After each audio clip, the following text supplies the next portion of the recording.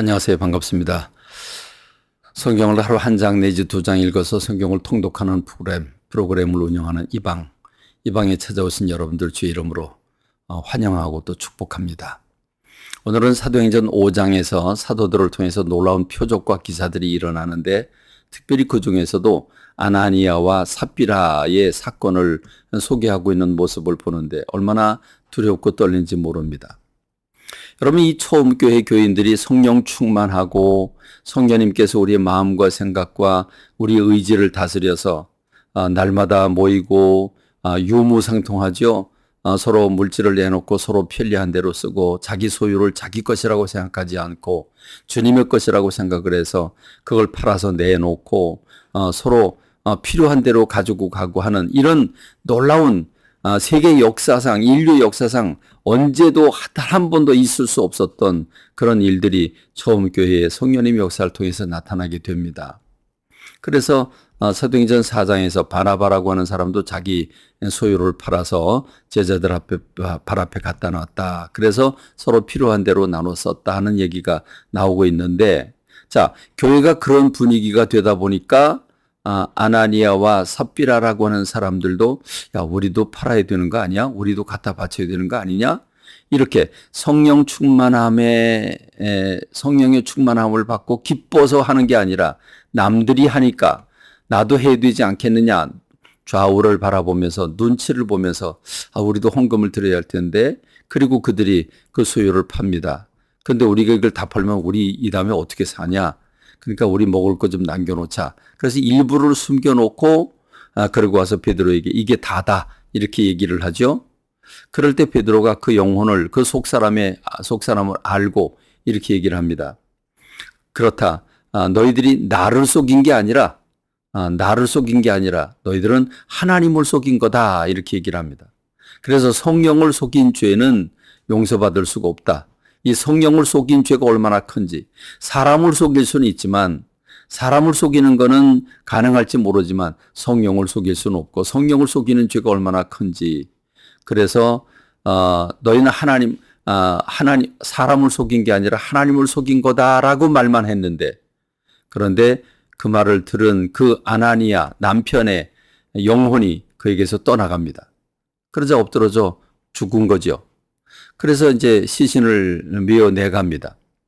이제 그런 상황인데 내갔는데 바로 뒤에 이어서 삽비라가 옵니다. 그 부인이죠. 그래서 부인에게 베드로가 묻습니다. 너희들이 판 돈이 이게 다냐 그랬더니 다라고, 이게 다 가져온 거라고. 그러자 참 베드로가 가슴이 아파서 책망을 하죠. 그러자 그 영혼도 떠납니다. 그래서 부부가 하나님 앞에 재물을 팔아서 드리고서도 정말 성령을 속인 죄 때문에 죽게 되는 아주 참 비극이 일어나게 된 거지요. 여러분, 저는 여기서 참 놀라운 그런 그 비밀을 하나 발견하게 되는데, 성령을 속인 죄가 얼마나 큰지에 대해서 말씀하고 있지 않습니까? 그렇습니다. 베드로가 그걸 어떻게 알았겠습니까? 성령께서 일러주셔서 알은 거죠. 그렇습니다. 오늘 처음 교회는 누가 강요해서 헌금 바친 거 아닙니다. 사도들이 헌금 내라고, 집을 팔아서 하나님 앞에 드리라고 강요해서 드린 거 아닙니다. 성령께서 그들의 마음을 어루만져 주시니까 이게 내 것이 아니로구나. 내 생명도 주님의 것이고 주님이 주셔서 내가 얻을 수 있었구나. 이 내가 가지고 있는 재산은 내 것이 아니라 하나님의 나라와 의의를 위해서 사용하라고 잠시 맡겨주신 것이로구나. 그래서 그런 생각을 하게 되는 그들은 마땅히 내 것이 아니니 가난한 사람들을 위해서, 공동체를 위해서 내가 내놓아야 되겠다. 그래서 그걸 팔아서 내놓습니다. 여러분, 자기 재산을 팔아서 내놓으면 자기는 어떻게 먹고 삽니까? 우리는 아직 다가오지 않은 미래, 노년의 삶을 위해서 미리미리 저축하고 미리미리 준비하는 게 오늘 우리들의 삶인데, 그들에겐 미래가 없었겠습니까? 그들에겐 노년의 삶이 없었겠습니까? 있었습니다. 근데 어떻게 다 재산을 팔아서 내놓을 수 있었겠습니까? 다 안 팔고 일부를 남겨놨다. 물론 그럴 수 있겠죠. 여러분, 그러나 그게 아닙니다. 그럼 이들이 왜 그랬을까요? 내 삶이 지금 내가 주님께 붙들린 삶이고 내가 주님이 나와 함께 하시면 주님이 내 미래의 삶도 주님이 공급하시고 인도하시고 보호해 주실 것이라고 하는 사실을 굳게 믿었기 때문입니다. 그래서 모든 걸 다 내놓을 수가 있었던 거지요. 이렇게 헌신하니 역사가 안 일어나겠습니까? 처음 교회는 3,000명, 5,000명이 회개하고 돌아오고 그리고 안 믿는 사람들에게 칭송을 받으면서 처음 교회가 부흥하게 되고 사도들을 통해서 표적과 기사가 일어나게 되고 그래서 베드로가 길거리에 가면 사람들이 침상채 들고 나와서 베드로가 지나갈 때 그 그림자라도 덮이기를 바라는 그래서 병든 자 귀신 들린 사람들이 그 손수건만 얹어도 그 병이 낫다고까지 말하고 있지 않습니까? 이 처음 교회가 얼마나 순수하고 깨끗했던지 자기 재산도 팔아서 아낌없이 바치길 뿐만 아니라 순수하고 깨끗한 마음으로 주 예수 그리스도 이름을 붙잡을 때 이런 표적과 기사가 일어나게 된 겁니다. 그러니까 처음 교회가 말할 수 없는 부흥의 역사가 일어나게 되고 천국 공동체가 됩니다. 그런데 그렇게 되면 될수록 어떤 일이 벌어집니까?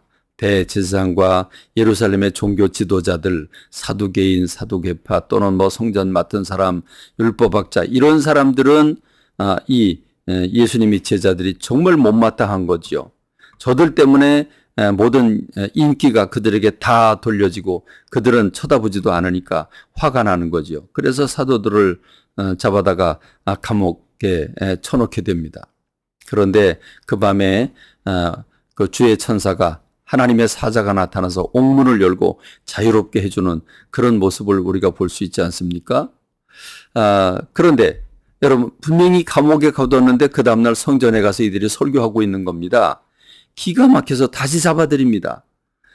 그래서 그들을 죽이려고 할 때 가말리엘이라고 하는 사람이 저들을 설득을 해서 채찍질해서 놓아주게 되는데 그렇습니다.